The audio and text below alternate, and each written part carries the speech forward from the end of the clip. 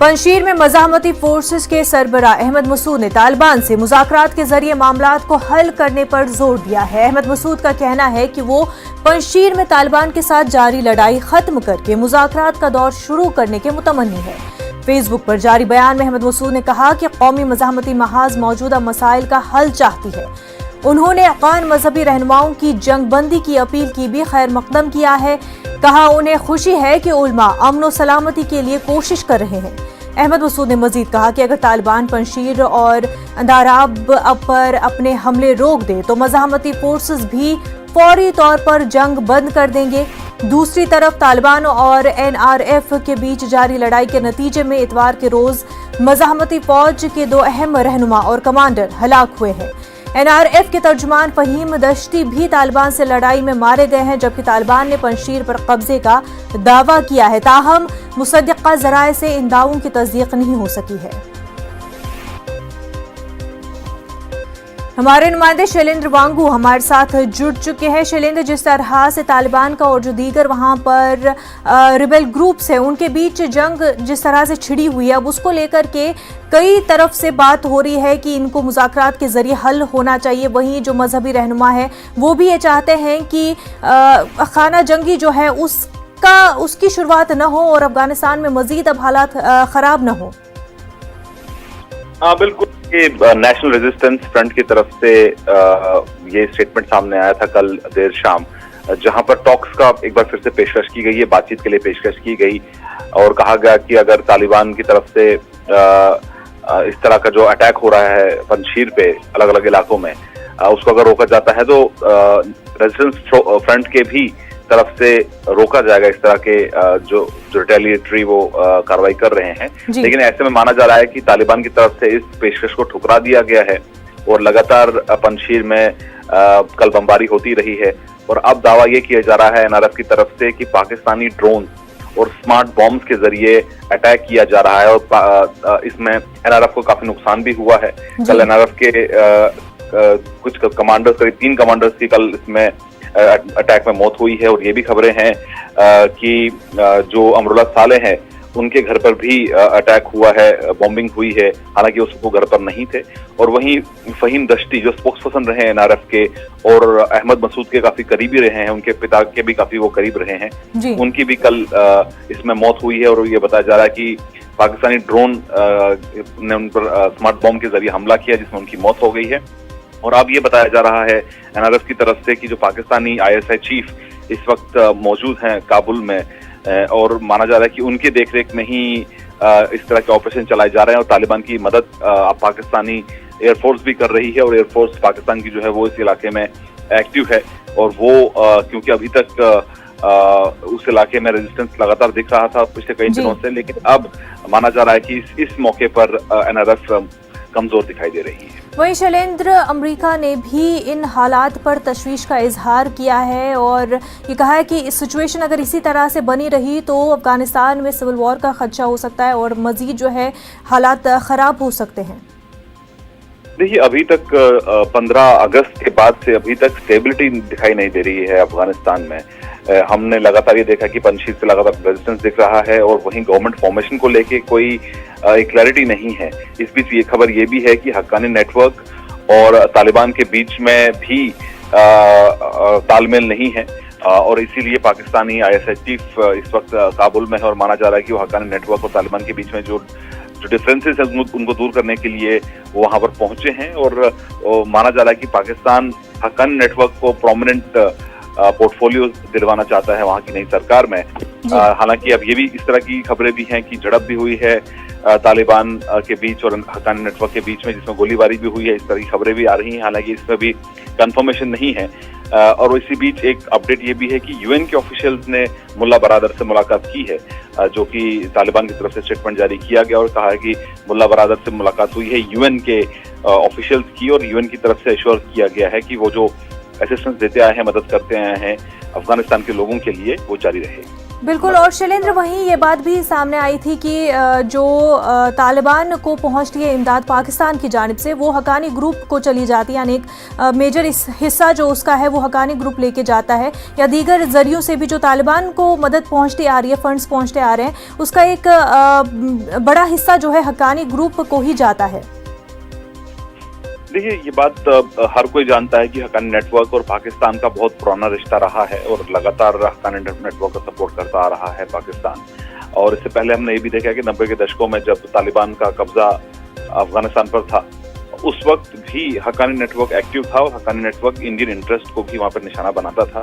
तो ये साफ है कि Haqqani network Pakistani agency ISI के इशारों पर काम करता है, ऑपरेट करता है। तो जाहिर तौर पर पाकिस्तान न सिर्फ उसकी मदद करता है पैसे के तरीके फाइनेंशियली, बल्कि वो चाहता है कि जो अगली सरकार वहां पर बने उसमें हक्कानी नेटवर्क के जो बड़े चेहरे हैं उनको अहम पद, अहम पोर्टफोलियोज नई सरकार में मिले। इसलिए ये बड़ी हैरानी वाली बात है कि पाकिस्तानी ISI चीफ की तस्वीरें 2 दिन पहले सर्कुलेट हो रही थी सोशल मीडिया पे। जब भी इस तरह की कभी किसी देश के ISI, किसी देश के इंटेलिजेंस चीफ दूसरे देश में जाते हैं तो इस तरह की तस्वीरें सामने नहीं आती। ये सिर्फ एक अनाउंसमेंट है इस तरह का कि अब अफगानिस्तान में पाकिस्तान की सीधी दखल है। पाकिस्तानी ISI चीफ वहां पहुंचते हैं, तस्वीरें खिंचवाते हैं, मुलाकातें करते हैं। उनकी मुलाकात मुल्ला बरादर से भी बताया जा रहा हुई है, उनकी मुलाकात और भी जो नेता हैं अफगानिस्तान में उनसे भी उनकी मुलाकात हुई है। तो जाहिर तौर पर नई सरकार फॉर्मेशन में पाकिस्तान का क्या रोल है ये अब साफ हो गया है। लेकिन ऐसे में हक्कानी नेटवर्क को क्या आगे रोल मिलता है, क्योंकि अभी तक ये क्लियर नहीं है कि सरकार कब तक बनेगी। पहले फ्राइडे की बात हो रही थी कि फ्राइडे तक अनाउंसमेंट होगा, लेकिन अभी तक अनाउंसमेंट नहीं। बिल्कुल, नई सरकार के हवाले से बातें जो जारी है, मुज़ाकरा तालिबान के अंदर भी जारी है। वहीं शैलेंद्र, जो एक बात शुरू से ही सामने आ रही है कि हैबतुल्लाह अख़ुंज़ादा सुप्रीम लीडर के तौर पर होंगे, लेकिन ये सुप्रीम लीडर क्या खामनेई के तरह होंगे जो कंट्रोल करेंगे पूरी गवर्नमेंट को, या मुल्ला उमर के तर्ज पर हम देखेंगे जो सुप्रीम लीडर तो होंगे लेकिन जो फॉर्मेट होगी गवर्नमेंट उसमें ज़्यादा उनका दखल नहीं रहेगा? देखिए, जो हमारे सोर्सेज हम उन्होंने हमको बताया था अब से कुछ दिन पहले, करीब 5 से 6 दिन पहले, कि वहां पर ईरान की तर्ज पर अगली सरकार बनेगी जिसमें एक सुप्रीम लीडर होगा जो कंधार से ऑपरेट करेगा। काबुल में उसका ऑपरेशन नहीं होगा। और काबुल में जो गवर्नमेंट होगी वो एक प्राइम मिनिस्टर के अंडर होगी और प्राइम मिनिस्टर के तौर पर मुल्ला बरादर का नाम सबसे आगे आ रहा है। मुल्ला याकूब और बाकी जो नेता हैं वो टॉप पोर्टफोलियोज पर रहेंगे।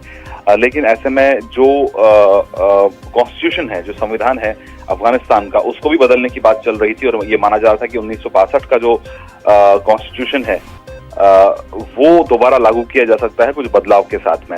उसके हिसाब से जो रिलीजियस लीडर होगा, जो सुप्रीम लीडर होगा, वो कंधार से ऑपरेट करेगा, उसका सीधा दखल नहीं होगा सरकार के ऑपरेशंस में, डे टू डे ऑपरेशंस में उसका दखल नहीं होगा।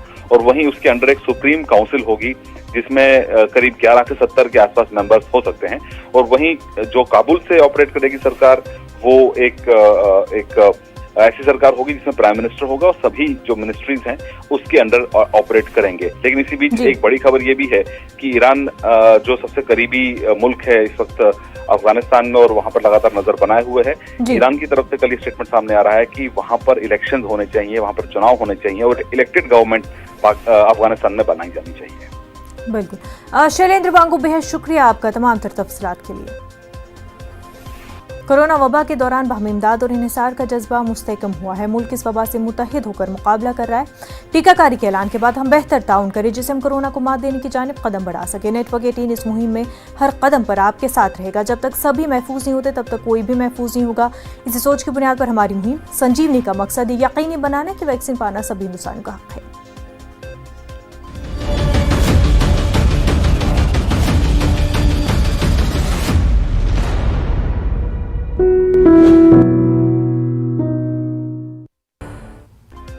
ब्रेक के बाद आपका खैर मकदम है। मनी लॉन्ड्रिंग के मामले में महाराष्ट्र के साबिक वजीर दाखिला अनिल देशमुख की मुश्किलात में इजाफा होता ही जा रहा है।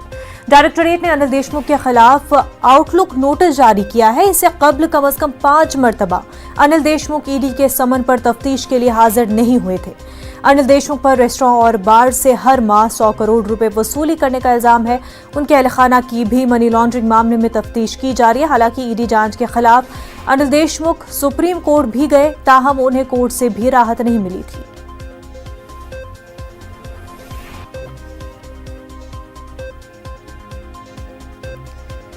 हमारे साथ हमारे नुमाइंदे प्रशांत बराह रास्त जुड़ चुके हैं। प्रशांत, अनिल देशमुख की मुश्किलात में इजाफा हो रहा है और उसकी वजह यह भी कि वो खुद भी जो है ईडी के समन पर हाजिर नहीं हुए, अब आउटलुक जारी कर दिया गया है।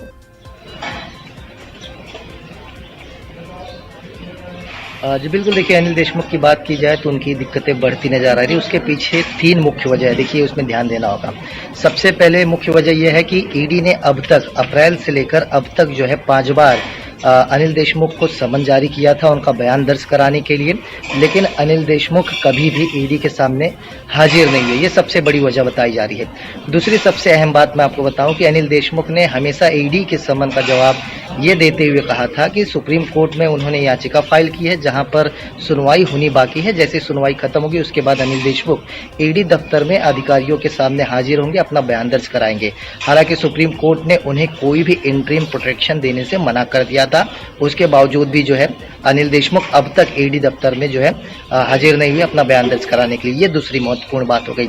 तीसरी सबसे अहम बात ये बताई जा रही है कि ईडी ने जो है पिछले दिनों उनके नागपुर और मुंबई स्थित जगहों पर छापेमारी की थी, जिसमें उनके पर्सनल सेक्रेटरी और पर्सनल पीए की गिरफ्तारी भी की गई है और दोनों से लगातार ईडी ने पूछताछ भी की है, जहां पर कोई अहम लीड जरूर ईडी को मिले। यही वजह है कि ईडी लगातार अनिल देशमुख को पूछताछ के लिए बुलाना चाहती है, उनका बयान दर्ज कराना चाहती है। जिस तरह से परमवीर सिंह ने 100 करोड़ के वसूली का आरोप जो है लगाया था और सीबीआई ने जो है अप्रैल में वो मामला दर्ज किया और सीबीआई के बाद इस मामले की जांच जो है ईडी ने भी शुरू कर दी। यानी कुल मिलाकर देखा जाए ये अहम वो पहलू है जिसके चलते अब ईडी ने अनिल देशमुख के खिलाफ लुकआउट नोटिस इशू किया है और ईडी ने इसका भी हवाला दिया है कि कहीं अनिल देशमुख देश के बाहर न जाए और यही वजह है कि ये लुकआउट नोटिस इशू किया गया। अब ऐसे में देखना होगा कि अनिल देशमुख इस एक्शन को किस तरह से लेते हैं और उनका अगला कदम क्या होता है इस पूरे मामले में। बिल्कुल प्रशांत, बेहद शुक्रिया आपका। आगे बढ़ते हैं। मुंबई में आज आरएसएस चीफ मोहन भागवत मुस्लिम उल्मा से मुलाकात करेंगे। मोहन भागवत मुंबई के एक 5 स्टार होटल में एक प्रोग्राम में मुस्लिम उल्मा के साथ बातचीत करेंगे। इस मुलाकात का मकसद हिंदू मुस्लिम इत्तेहाद पर जोर देना है और संघ परिवार से दूरी को खत्म करना है। इस कॉन्फ्रेंस का बुनियादी एजेंडा 5 रियासतों बशमूल उत्तर प्रदेश उत्तराखंड में होने वाले आइंदा इंतखाबात की हिकमत अमली पर तबादले ख्याल करना था। संघ सरबरा की मुस्लिम स्कॉलर से मुलाकात को भी इसी हिकमत अमली से जोड़ा जा रहा है।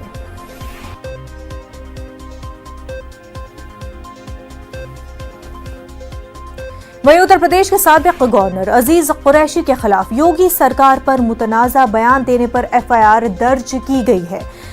कुरैशी गुज़िश्ता रोज रामपुर में एसपी एमपी आजम खान के घर गए थे। साबिक गवर्नर ने वहीं एक बयान दिया था जिसके बाद तनाज़ा खड़ा हो गया था। मीडिया से बात करते हुए उन्होंने योगी सरकार को शैतान बताया था। आजम खान के खिलाफ दर्ज मुकदमों पर उन्होंने कहा था कि यह लड़ाई इंसान और शैतान के दरमियान है। अजीज कुरैशी के खिलाफ सिविल लाइन पुलिस स्टेशन में बगावत के इल्जाम में मुकदमा दर्ज किया गया है। कुरैशी के खिलाफ बीजेपी लीडर आकाश सक्सेना ने मुकदमा दर्ज करवाया है।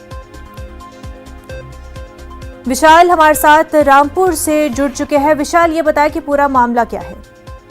देखिए, मैं आपको बता दूं कि पूर्व राज्यपाल अजीज कुरैशी जो थे वो आजम खान के परिवार से मिलने के लिए आए थे और आजम खान से परिवार के मिलने के बाद जो थे वो क्या कहते हैं उन्होंने मीडिया से बात की थी, जिसके बाद उन्होंने कहा था कि एक तरफ इंसान और एक तरफ शैतान की लड़ाई है और एक तरफ खून पीने वाले दरिंदे हैं, राक्षस है, तो वहीं दूसरी तरफ वह इंसान है। तो देखा जाए कहीं ना कहीं उन्होंने योगी सरकार की जो तुलना थी वो शैतानों से की थी, तो जिसको लेकर के भाजपा नेता आकाश सक्सेना ने ये मुकदमा दर्ज कराया है, जिसमें अजीज कुरैशी पर जो है राजद्रोह का मुकदमा दर्ज हुआ है, जिसमें धारा 153A, 153B, 124A और 505(1)B में जो है मुकदमा रामपुर के सिवनांस कोतवाली में दर्ज हुआ है। जी विशाल, ये बताएं कि कानूनी लिहाज से क्या एक साबिक गवर्नर का जो हुकूमत है उस पर तनकीद करना क्या राजद्रोह के दायरे में आता है?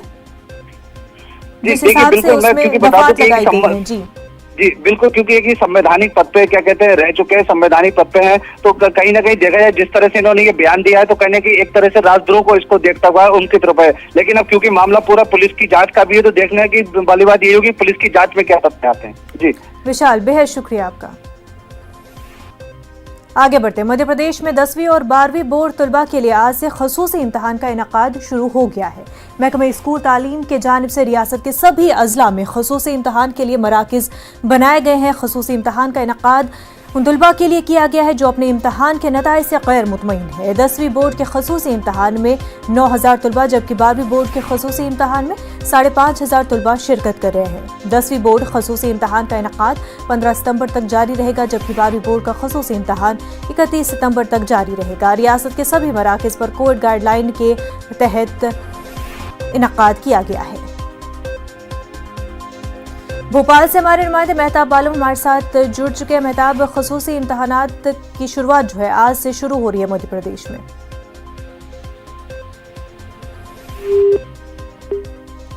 हमारे नुमाइंदे मेहताब आलम से हमारा राब्ता मुनक़ता हो गया है। आपको बता दें कि मध्य प्रदेश में 10वीं और 12वीं जमात के तलबा के लिए खसूसी इम्तहान का इनकाद किया जा रहा है। वो तलबा जो अपने नताइज से मुतमईन नहीं है, जो सेटिस्फाई नहीं है कि उनके नताइज सही आए हैं या वो चाहते हैं कि दोबारा से अपने इम्तहान दे और अपने ग्रेड को जो है बेहतर करे, ऐसे तलबा के लिए मध्य प्रदेश की हुकूमत ने इन ख़ास इम्तहानात का इनकाद किया है। और अब आगे बढ़ते इस वक्त एक बड़ी खबर सामने आ रही है। हिंद इंग्लैंड चौथा क्रिकेट टेस्ट मैच। आपको बता दें हिंदुस्तान ने दूसरी इनिंग में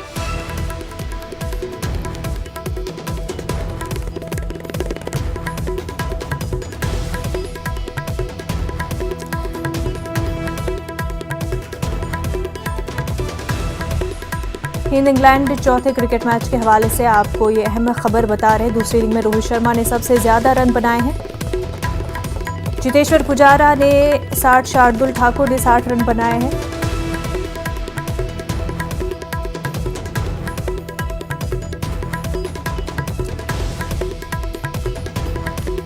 तो आपको बता दें कि हिंदुस्तान ने दूसरी इनिंग में ऑल आउट 466 रन बनाए हैं। इंग्लैंड को मैच जीतने के लिए 368 रन का हदफ दिया गया है। दूसरी इनिंग में रोहित शर्मा ने सबसे ज्यादा 127 रन बनाए हैं। वहीं चेतेश्वर पुजारा की अगर हम बात करें, चेतेश्वर पुजारा ने 61, शार्दुल ठाकुर ने 60 रन जोड़े, ऋषभ पंत ने 50, केएल राहुल ने 46 रन बनाए हैं।